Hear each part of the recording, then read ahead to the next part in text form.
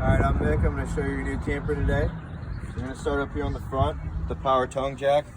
If you push it in, it's going to raise your trailer up. If you push it back out, it's going to bring it down. We have the propane right here. So now this is going to, the refrigerator runs on both gas and electric. The furnace runs off propane. The stove runs off propane. And that's about it for propane. This is just the regulator here. We got your battery box here. Come on around to the side. Some storage. Right here we have a 30 to 15 amp adapter. You're just going to put this on the end of your power cord so you can hook up at home. I wouldn't run too much on this though, like maybe either just the refrigerator or maybe just the AC. But I wouldn't run both of those things at the same time. Might be a little too much power for that adapter there. Here we have the back of the hot water heater. This is just a pressure relief valve right here. You pull that back. And then right here is the drain plug. Just pop this back on. Okay, this right here is the fresh tank fill. And so now you'll just take the hose, lay it right in there. That's gonna fill up this fresh water tank down here. As you can see, the drain's right here and it is open because we just drained the tank.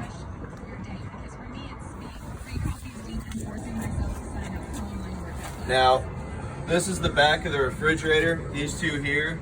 And then this is the back of the AC.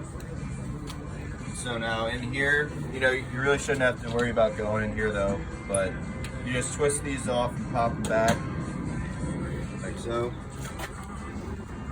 As you can see, the refrigerator is plugged in back here. And as I said before, the fridge runs on both gas and electric. So, put it back in.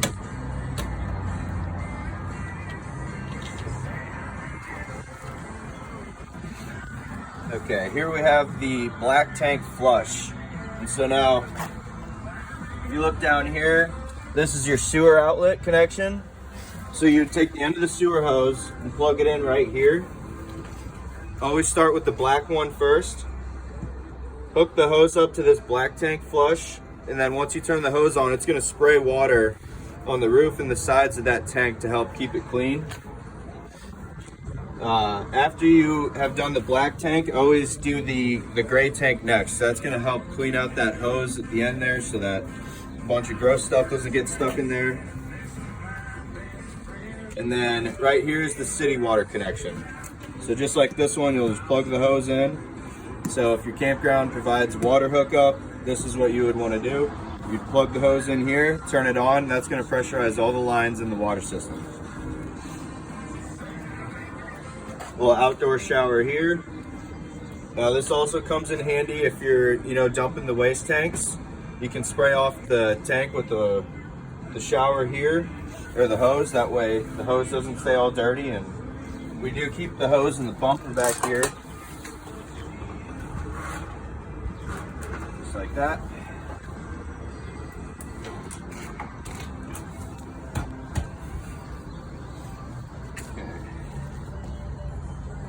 Come back here. All right, so we have cable hookup and satellite hookup.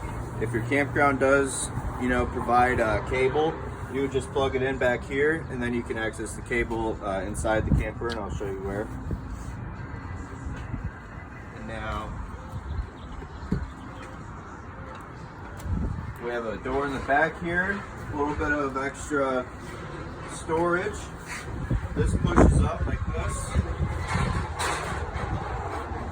So you can put a bunch of stuff back here, maybe some bikes or something. It also works as a bunk bed.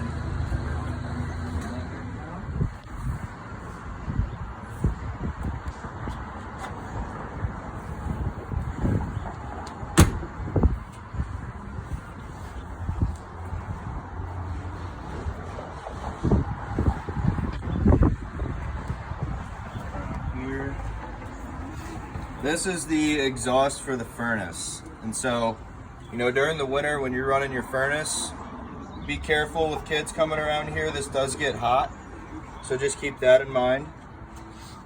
We have an outlet here and satellite hookup here because this is actually an area where you could hook up another TV.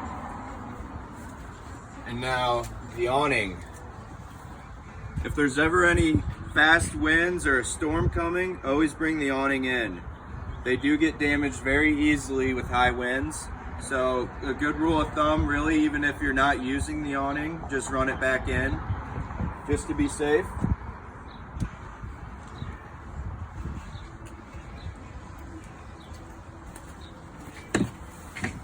Here. More storage here. And then we have the crank for the jacks. Just pop this on. And this is a 3/4 inch socket on the end of this crank here. So if you wanted to, instead of wasting your time using this manual crank, you could hook one up to your drill and just put a socket that's 3/4 inches on there, and it makes the whole process much quicker.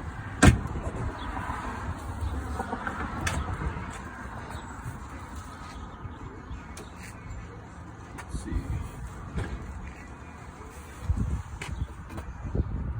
Right here is, so above the stove there's a fan, and this is just the vent for that. So this pops open.